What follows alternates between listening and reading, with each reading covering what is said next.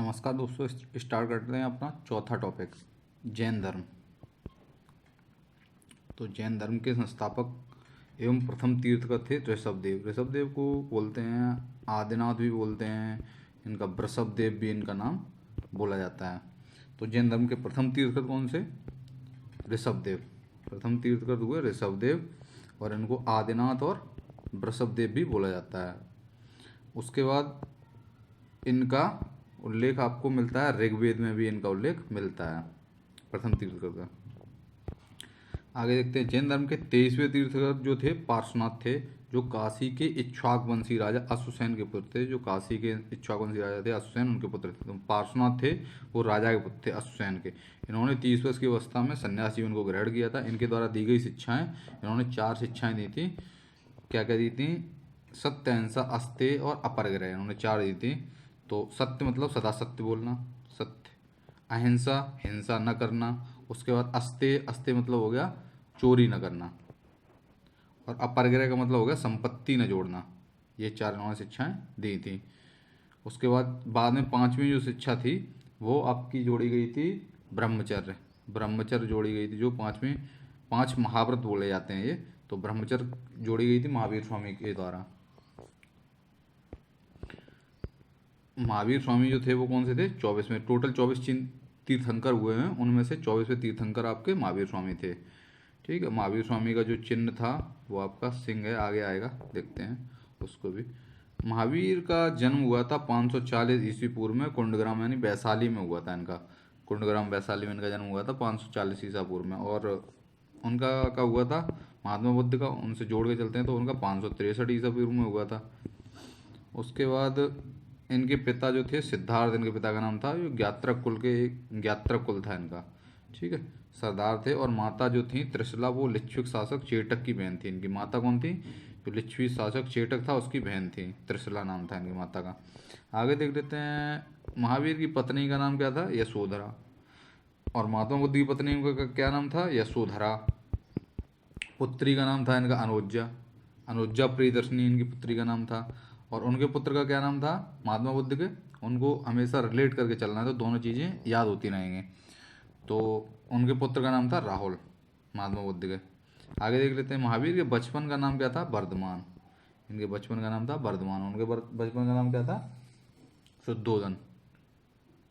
उसके बाद इन्होंने 30 वर्ष की उम्र में माता पिता की मृत्यु के पश्चात अपने बड़े भाई नंदीवर्धन, जब ये 30 वर्ष के हो गए थे तो इन्होंने माता पिता की जब इनकी मृत्यु हो चुकी थी तो बड़े भाई नंदीवर्धन से आज्ञा ली थी, अनुमति लेकर संन्यास जीवन को स्वीकार किया था इन्होंने।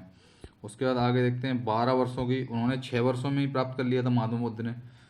6 वर्षों में उनको ज्ञान प्राप्त हो गया था। इनको 12 वर्षों की कठिन तपस्या के बाद महावीर को जाम्बिक के समीप रिजपालका नदी, ठीक है, तो इनको रिजपालका नदी के तट पर साल वृक्ष के नीचे, उनको पीपल के वृक्ष के नीचे हुआ था।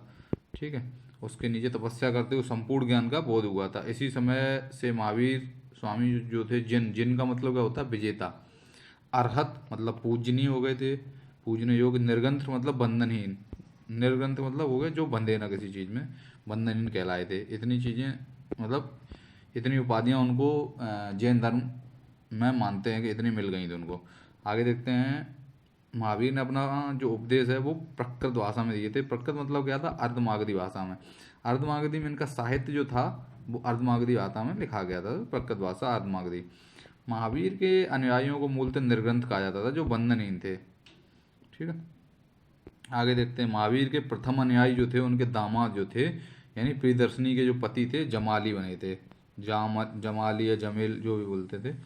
प्रथम जैन भिक्षुड़ी, जो जैन भिक्षुड़ी बनी थी, नरेश दधिवाहन की पुत्री चंपा थी। तो प्रथम जो भिक्षुणी थी वो चंपा थी। महावीर ने अपने शिष्यों को 11 गणधरों में विभाजित किया था। तो इनके कितने गणधर थे? 11 गणधर थे, में विभाजित किया था। आर्य सुधर्मा ऐसा अकेला गंधर्व था जो महावीर की मृत्यु के बाद भी जीवित रहा था। मतलब उससे पहले ही सारे गणधर लगभग मर गए थे, लेकिन ये आर्य सुधर्मा जो अकेला था वो इनके मृत्यु के बाद भी जीवित रहा था, आर्य सुधर्मा। और जो जैन धर्म का प्रथम थेरा या मुख्य उपदेशक भी हुआ था, मतलब इसने मुख्य उपदेशक भी हुआ था ये। आगे देखते हैं, महावीर स्वामी के भिक्षुड़ी संघ की प्रधान जो थी वो चंदना थी। तो भिक्षुड़ी संघ की जो प्रधान कौन थी? चंदना थी। और पहली इनकी भिक्षुड़ी कौन थी? चंपा। चार से ही दोनों है। संघ की प्रधान अगर बात की जाए, प्रधान हो गई चंदना, और प्रथम शिष्या अगर बात की जाए तो चंपा। नेक्स्ट देख लेते हैं किसका क्या क्या प्रतीक चिन्ह है। तो इसमें से सारे याद तो करने नहीं, जो इंपॉर्टेंट है हम वही देखेंगे। देख लेते हैं ऋषभदेव। ऋषभदेव को सांड बोलते हैं, ठीक है। इनको ऋषभदेव जो थे, इनको वृषभदेव भी बोला जाता। वृषभदेव, आदिनाथ इनके नाम थे। और इनको ऋग्वेद में भी इनका बारे में मिलती है जानकारी, ऋग्वेद में, ठीक है। आगे इसमें दिया भी है, देख लेते हैं उसको।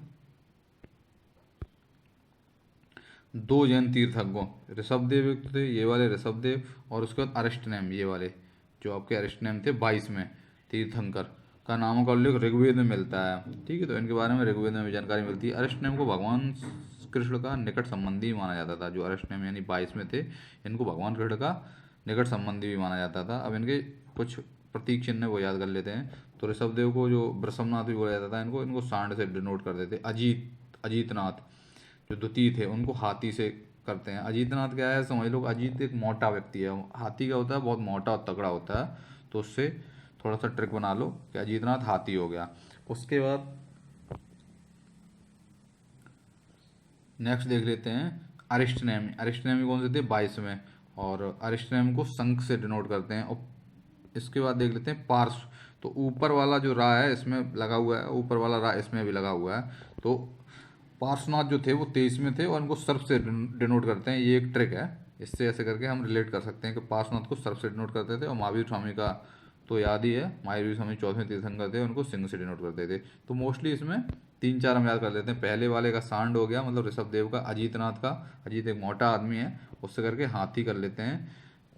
उसके बाद सीधा यहाँ से अरिष्टनेमी को याद करते हैं। अरिष्टनेमी जो थे वो श्री कृष्ण के मित्र भी थे, और श्री कृष्ण को खुश करने के लिए हम शंख बजाते हैं, तो उनका शंख से डिनोट कर सकते हैं। और पार्श्वनाथ में ऊपर रहा है, तो इधर सर्प में भी ऊपर रहा है, तो ये इससे हो जाएगा। महावीर को सिंह से करते हैं। आगे देखते हैं। लगभग 300 ईसा पूर्व के में मगध में 12 वर्षों का भीषण अकाल पड़ा था। 300 ईसा पूर्व में मगध में बहुत भीषण अकाल पड़ा था, जिसके कारण भद्रबाहु जो था अपने शिष्यों सहित कर्नाटक चले गए थे। तो भद्रबाहु अपने शिष्यों सहित कर्नाटक चले गए थे, किंतु कुछ अनुयायी स्थूलभद्र के, दो लोग थे, दो इनके थे, एक स्थूलभद्र थे और एक थे दूसरे भद्रबाहु।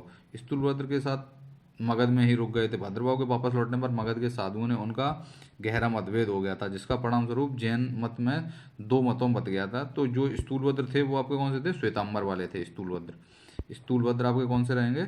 स्थूलभद्र जो होंगे वो आपके श्वेतांबर वाले रहेंगे, और जो भद्रबाहु थे वो आपके हो जाएंगे दिगंबर। दिगंबर का मतलब हो गया जो नग्न रहते हैं साधु, वो वाले दिगंबर। और श्वेतांबर मतलब श्वेत वस्त्र धारण करने वाले, ये था। उसके बाद नेक्स्ट देख लेते हैं।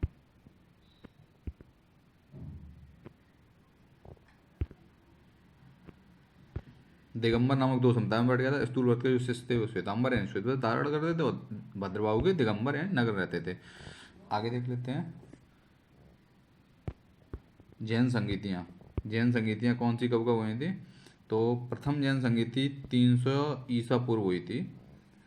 प्रथम जैन संगीति 300 ईसा पूर्व, जब भयंकर 12 वर्षों का जो अकाल पड़ा था मगध में, उस समय की बात है। तो ये पाटलिपुत्र में हुई थी। कहाँ हुई थी? पाटलिपुत्र में। प्रथम जैन संगीति की जगह पूछी जाए तो पाटलिपुत्र हुई थी, 300 ईस्वी पूर्व में हुई थी। और इसके अध्यक्ष थे स्थूलभद्र, क्योंकि यहाँ पे अवेलेबल स्थूलभद्र ही थे। भद्रबाहु तो चले गए थे कर्नाटक में, तो स्थूलभद्र पहले अध्यक्ष थे। उसके बाद दूसरी जो हुई थी वो आपकी हो जाएगी बल्लवी, यानी गुजरात में हो जाएगी, और ये 6वीं शताब्दी ईसा पूर्व में हुई थी। उसके बाद इसके अध्यक्ष जो थे वो क्षमा श्रवण बोल सकते हैं, क्षमा श्रवण ये इनके अध्यक्ष थे। नेक्स्ट देते हैं जैन धर्म में त्रिरत्न, सम्यक दर्शन, सम्यक ज्ञान और सम्यक आचरण। जो त्रिरत्न है, सम्यक ज्ञान, सम्यक दर्शन और सम्यक आचरण, त्रिरत्न माने जाते हैं। त्रिरत्न के अनुशीलन में निम्न 5 महाव्रत जो बताए गए थे का पालन करना अनिवार्य होता है। सत्य, अहिंसा, अस्तेय, अपरिग्रह और ब्रह्मचर्य। तो इसमें सत्य, अहिंसा, अस्तेय, अपरिग्रह और ब्रह्मचर्य, ये 5 महाव्रत हैं। जैन धर्म में ईश्वर की मान्यता नहीं है, मतलब ये लोग ईश्वर को नहीं मानते हैं, यानी अनीश्वरवादी हैं ये लोग। लेकिन आत्मा की मान्यता है। लेकिन बौद्ध धर्म में आत्मा की मान्यता नहीं है, बौद्ध धर्म की बात की जाए, और जैन धर्म में आत्मा की मान्यता है। महावीर पुनर्जन्म एवं कर्मवाद में विश्वास करते हैं, तो ये भी सेम उसमें बौद्ध धर्म में भी है, पुनर्जन्म और कर्मवाद में उसमें भी विश्वास किया जाता है। जैन धर्म में सप्तभंगी ज्ञान के अन्य नाम स्यादवाद एवं अनेकांतवाद हैं। ठीक है, जो सप्तभंगी ज्ञान है जैन धर्म में, उसके अन्य नाम है स्यादवाद और अनेकांतवाद। स्यादवाद और अनेकांतवाद का अगर आप डायरेक्टली मतलब समझेंगे तो स्यादवाद और अनेकांतवाद ने जो मध्यम रास्ता इन्होंने अपनाया था कि जो लोग मतलब क्या है कि ईश्वर को नहीं मानते, अनीश्वरवादी भी पूर्ण रूप से ना हो और ईश्वर को जो मानते हैं, उनके बीच वाला जो रास्ता होता है वो स्यादवाद या अनेकांतवाद कहलाता है। जैन धर्म ने अपने आध्यात्मिक विचारों को सांख्य दर्शन जो था, जो कपिल मुनि द्वारा किया गया था, से ग्रहण किया है। तो आध्यात्मिक विचार इन्होंने कहाँ से लिए? सांख्य दर्शन से। जैन धर्म को मानने वाले कुछ राजा, जो राजा थे वो कौन कौन से थे? उदयन, बंद राजा, चंद्रगुप्त मौर्य जो संलेखना पद्धति से मरा था। ठीक है, उसके बाद कलिंग नरेश खारवेल, राष्ट्रकूट राजा अमोघवर्ष और चंदेल शासक, ये सब थे। उसके बाद अगर बात की जाती है तो मैसूर के जो गंग वंश के मंत्री थे, चामुंडा राय बोलते थे, चामुंडा राय के प्रशोभन से कर्नाटक के श्रवणबेलगोला में 10वीं शताब्दी के मध्य भाग में विशाल जो बाहुबली की मूर्ति, जैसे गोमतेश्वर की मूर्ति का निर्माण किया गया था। और इनका 12 वर्ष के बाद इसकी जो पूजा की जाती है, मतलब जो अभिषेक वगैरह होता है मूर्ति का, वो इसमें बताया गया है। तो ये कौन से थे? गंगवंश के मंदिर थे, चामुंडा राय उनने बनवाई थी श्रावणबेलगोला में गोमतेश्वर की मूर्ति, जिसे बाहुबली की मूर्ति भी बोलते हैं। आगे देख लेते हैं खजुराहो। खजुराहो जो है, खजुराहो के मंदिर किसने द्वारा बनाए गए थे? चंदेल राजाओं के द्वारा बनाए गए थे। जैन मंदिर थे ये। तो खजुराहो के मंदिर जो जैन मंदिर हैं उनको चंदेल राजाओं द्वारा बनवाया गया था। आगे देख लेते हैं मौर्योत्तर युग में मथुरा। तो जो मथुरा में मूर्तियाँ बनी थी, जो मथुरा में मौर्योत्तर युग में मथुरा जैन धर्म का प्रसिद्ध केंद्र था। मथुरा कला का संबंध जैन धर्म से ही है। मथुरा में मूर्तियाँ बनाई गई थी महावीर स्वामी की, और इन्हीं की पूजा की जाती थी। जो अनेकांतवाद और स्यादवाद जो हमने सिद्धांत बताया था वो बीच वाला था उसके हिसाब से। तो अब यह बौद्ध धर्म क्या था? बौद्ध धर्म में गांधार कला थी, उसमें मूर्तियाँ बनाई गई थी, और इसमें जैन धर्म में मथुरा कला बनाई गई थी, ये याद रखना है। उसके बाद ये मौर्योत्तर युग में इसका प्रचलन चला था ज़्यादातर। उसके बाद जैन तीर्थंकरों में अगर बात की जाए, जैन तीर्थंकरों की जीवनी, जो जैन तीर्थंकर हैं उनकी जीवनी किसने लिखी थी? भद्रवाह। भद्रवाह जो थे उन्होंने, और इनका एक रचित कलसूत्र है उसमें इन्होंने इनकी जीवनी लिखी है। तो भद्रवाह का रचित कलसूत्र है उसमें इन्होंने जीवनी लिखी थी, काफ़ी इंपॉर्टेंट है। 72 वर्ष की आयु में महावीर स्वामी की जो मृत्यु थी, यानी निर्वाण बोलते हैं, 468 ईस्वी पूर्व में बिहार के पास पावापुरी में हो गया था। तो पावापुरी जो राजगीर में है वहाँ पे इनका हो गया था।